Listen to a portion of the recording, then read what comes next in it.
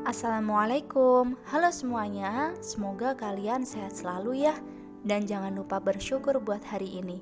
Oh ya, sebelumnya aku mau ngingetin nih buat kalian yang sering keluar rumah atau beraktivitas di luar rumah. Jangan lupa pakai masker ya, rajin cuci tangan juga. Masa jaga kesehatan aja gak bisa, apalagi jaga hati. Oke. Jadi kenalin, nama aku Mufti Rahmawati dari kelas IATD 2 UIN Wali Songo Semarang dengan NIM 240261102. Langsung saja, jadi aku akan sedikit bercerita tentang bisa dibilang petualangan.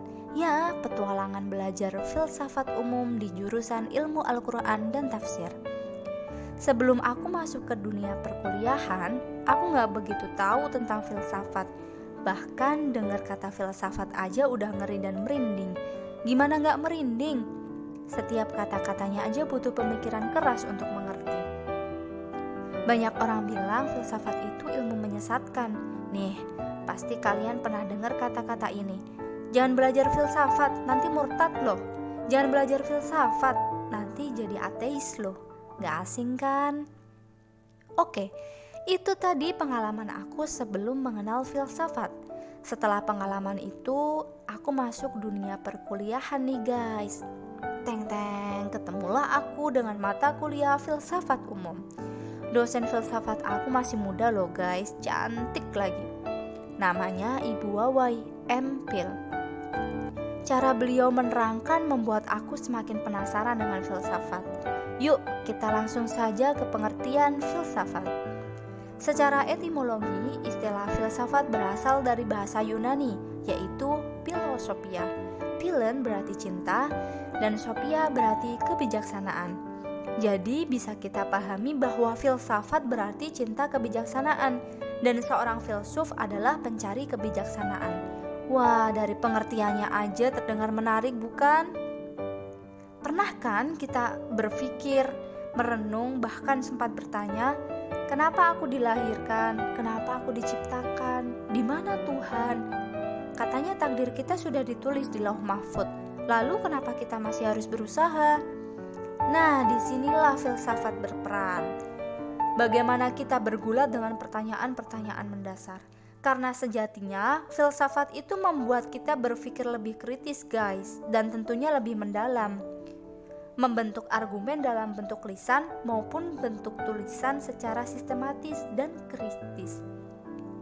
Nggak hanya itu, filsafat juga berperan mengkomunikasikan ide secara efektif dan mampu berpikir secara logis dalam menangani masalah-masalah kehidupan yang selalu tak terduga. Nih guys, filsafat menyadarkan aku tentang satu hal. Jadi sebelumnya aku berpikir bahwa takdir itu sempit. Ini aja, itu aja. Dan setelah aku belajar filsafat, tertamparlah aku. Jadi filsafat itu memiliki konsep, apapun tidak ada batasnya, apapun. Di sini filsafat berperan membantu kita memahami bahwa sesuatu itu tidak selalu tampak seperti apa adanya.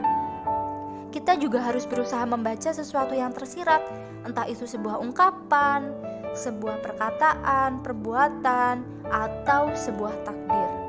Nah, di sini aku menyadari bahwa nggak semua hal bisa kita pahami hanya dengan melihat dan mendengar.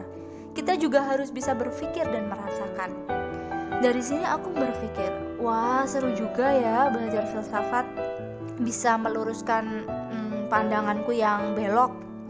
Tapi sangat disayangkan, di luar sana banyak sekali orang yang menganggap bahwa orang yang berfilsafat itu gila, banyak ngawurnya, bicaranya tidak dimengerti, dan masih banyak lagi lah hinaan kepada orang yang berfilsafat. Nah, di sini nih guys, salah satu contoh kurangnya memahami sesuatu yang tersirat dari kata-kata yang mengandung filsafat. Nggak salah lagi sih. Beberapa komunitas filsafat menggelar diskusi bersama masyarakat dengan berpijak pada kasus-kasus faktual di bidang sosial dan politik. Mereka juga berusaha mendekatkan filsafat dengan generasi milenial loh guys. Salah satunya ya melalui media sosial. Lalu apa sih tujuannya gitu kan? Ya, agar filsafat lebih merakyat sehingga dapat meredakan kesalahpahaman yang selama ini terjadi antara filsafat dengan pikiran masyarakat. Seorang filsuf, Jalaluddin Rumi, berkata, "Mengenal diri lewat diri. Barang siapa yang mengenal dirinya, maka ia mengenal Tuhannya." Mengenal diri sendiri. Wah, mudah sekali bukan untuk diucapkan, namun tanpa kita sadari, sulit bagi kita untuk melakukannya. Why is that? Mengapa demikian? Ya karena kebanyakan dari kita hanya bisa menilai orang lain. Ini nih yang mengakibatkan kita tidak bisa mengembangkan potensi yang kita miliki. Mengenal diri sendiri itu tidak cukup hanya dengan mengetahui identitas diri kita, seperti nama, tempat tanggal lahir, jenis kelamin, ciri-ciri tubuh, baik dari bentuk wajah, warna kulit, warna rambut, tinggi atau pendek, dan sebagainya. Akan tetapi, yang dimaksud mengenal diri sendiri adalah mengenal jati diri kita. Dari mana kita berasal, untuk apa kita diciptakan, dan kemanakah tujuan kita. Jika kita bisa menjawab semua pertanyaan itu, kita akan sadar bahwasanya kita bukanlah siapa-siapa dan tidak memiliki apa-apa. Masihkah kita sombong? Masihkah kita angkuh? Masihkah kita menganggap paling pintar, benar, kaya, dan sebagainya? Oke lah, mulai sekarang yuk kita sama-sama merenungi asal-muasal diri kita. Bagaimana caranya? Dosen aku bilang kita bisa mengenal diri sendiri dengan menghadapkan diri kita dengan suatu masalah. Karena dengan begitu kita akan mencoba memahami makna tersirat dengan apa yang terjadi.